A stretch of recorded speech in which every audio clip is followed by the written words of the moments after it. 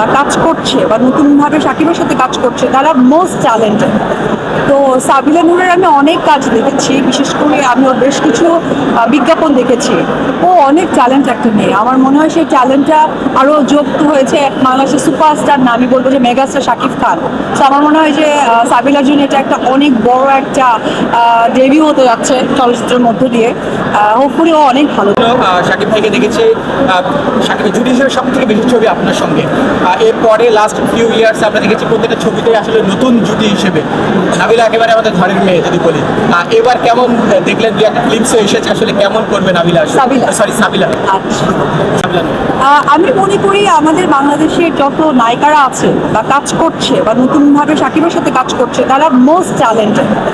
তো সাবিলা নূরের আমি অনেক কাজ দেখেছি, বিশেষ করে আমি ওর বেশ কিছু বিজ্ঞাপন দেখেছি। ও অনেক ট্যালেন্ট একটা মেয়ে, আমার মনে হয় সেই ট্যালেন্টটা আরও যুক্ত হয়েছে বাংলাদেশের সুপারস্টার না, আমি বলবো যে মেগাস্টার শাকিব খান।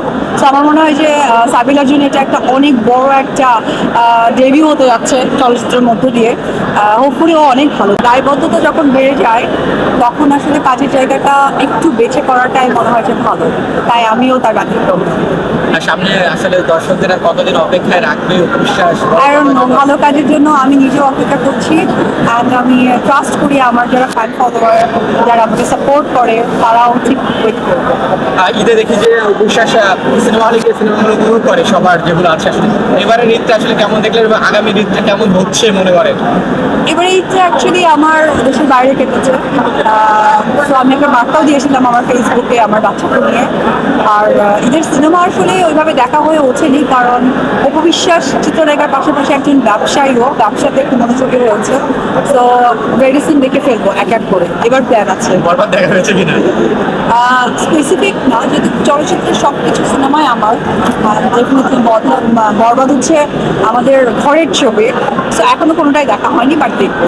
তাণ্ডব কেমন হবে বলে মনে করছেন? সবকিছু ভেঙে চুরে তছনছ আমার মনে হয় আসলে ডে বাই ডে যা হচ্ছে, প্রিয়তমা দিয়ে ভালোবাসা শুরু করেছে, তুফান দিয়ে তুফানের মতো উড়িয়ে দিয়েছে, রাজকুমারদের সকলের মাঝে মন জয় করেছে। বরবাদ তো অলরেডি মেয়েরা বরবাদ হয়ে গেছে, আশা করি ছেলেরাও বরবাদ হয়ে গেছে। তাণ্ডব কিছু একটা হবে। বিশ্বাস কতটুকু বরবাদ হয়েছে বরবাদের সবকিছু দেখে আসে? অবিশ্বাস তো 2008 সালেই বরবাদ হয়ে গেছে। এটা ভালো ছিল আসলে। তাণ্ডব দিয়ে আসলে সবকিছু তাণ্ডব করবে কিনা, যতটুকু আমরা দেখেছি ছোট ছোট ক্লিপস অলরেডি বের হয়ে গিয়েছে। অ্যাকচুয়ালি আমরা দোয়া করি, চলচ্চিত্রের জন্য যে এইভাবে যে সুন্দর সুন্দর কাজগুলো আসছে, সো এটা যেন চলমান থাকে। লাল শাড়ির পরে পূজা প্রোডাকশন হাউস থেকে আমরা দ্বিতীয় ছবিটা এখনো পাচ্ছি না। আসলে এটা যেহেতু প্রিপারেশন দরকার প্রপার, সো ওইটাই তো আসলে হয়ে উঠছে না। দেখা যাক, আশা ছাড়বো না, তবে ইচ্ছে আছে। ব্যবসা নিয়ে যদি জানতে চাই, আপনার চারিদিকে নানান জায়গায় আসলে বিচরণ দেখেছি আমরা, সিনেমা প্রযোজনা ব্যবসায় ক্ষেত্রে, এই জায়গাটা আসলে এখন কেমন আছে? অ্যাকচুয়ালি হয় কি যে একটা মানুষের তো এক একটা সময় সম্পর্কের জায়গাটা চেঞ্জ হয়ে আসে।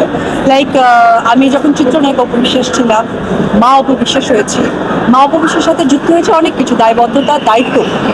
তো ওই জায়গা থেকে বিজনেসটা আমার কাছে মনে হয় যে আমরা প্রচুর কাজ করেছি আমি ডেফিনেটলি। সো ওই জায়গা থেকে না বিজনেসটা এই সময়টা আসলে করা উচিত। এটা নট অনলি আমি, এটা আমার মনে হয় যে বলিউডের ম্যাক্সিমাম তারকা অভিনেত্রীদেরকে বা অভিনেতাদেরকে দেখলে দেখা যায় যে তারা কিন্তু বিজনেসে নিজেকে ইনভলভ করেছে। সো আমি ওই দিকে হাঁটছি। আমার কাছে মনে হয় যে এটা আমাদের মেইন প্রফেশন, যে আমি অপবিশ্বাস বা বিচিত্র নায়িকা বা আমার শোবিজ জগতের কাজ, পাশাপাশি বিজনেসটা কিন্তু আমাদের একটা যুক্ত হওয়া উচিত যখন আমাদের দায়িত্বের জায়গাটা বেড়ে যায়। আপু, সর্বশেষ প্রশ্ন।